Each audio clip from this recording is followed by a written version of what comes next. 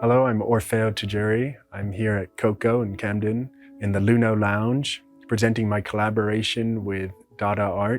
The title of this collection, Fish from the River of Passing Little Thoughts, derives from a description I gave of this series of artworks that I'm making. This series is 7 NFT digital artworks, which are all kind of off-the-cuff little cartoons, and each one is comprised of 20 or so hand-drawn slides, which I then digitally animated. The process for making these artworks is, I would say, quite a technically accessible process, in that anyone who suddenly felt like they were interested in animating, it might be the kind of easiest way to go about doing it. And for me, a large part of what I want my artwork to do and how I want to engage with people is to be able to provide mediums and ideas and formats that kind of encourage everyone to think, oh, I could kind of share my own ideas in that format. My name's Katie Heller and I'm Head of Art at KOKO.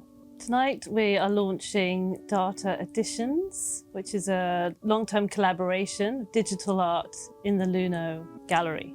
Once a month we'll have a new artist with digital art, NFTs and merchandise and a series of talks. I would definitely say in my work there's a very strong association between the visual, drawing and poetry.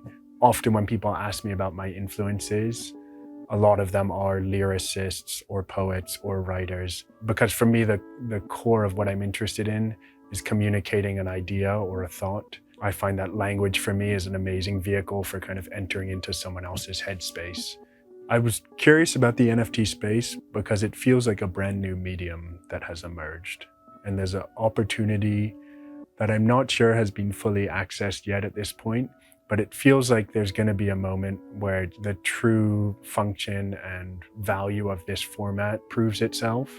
And I feel like working with Daata or Luno or KOKO, who are kind of facilitating this kind of creative engagement. Daata are particularly relevant because they've been pioneering digital art way before anyone else. They were founded in 2015. I'm David Grin.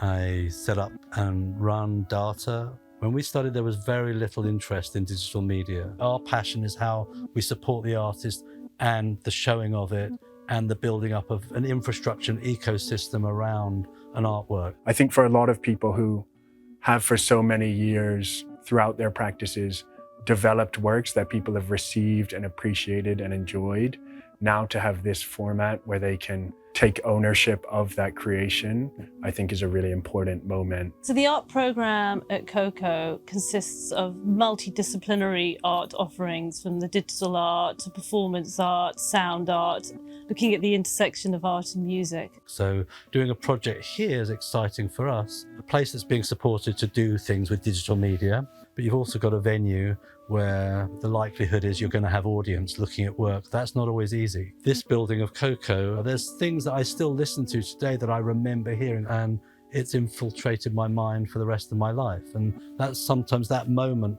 with a work of art, with a piece of music, is the thing you can't measure and you can't actually put a value to it. For any other artist who wants to be involved in NFTs, it seems like a great opportunity if you look into the way that the technology is working and you can find a way to make your work enhanced by that process. But what has made a huge difference for me is to have a space where I can slowly be collecting and building ideas, and that creates a series of words and language that has its own poetry. And then when you combine that with a visual element, it allows for this sort of sudden overlapping of multiple meanings. And for me, that's really part of the excitement of making.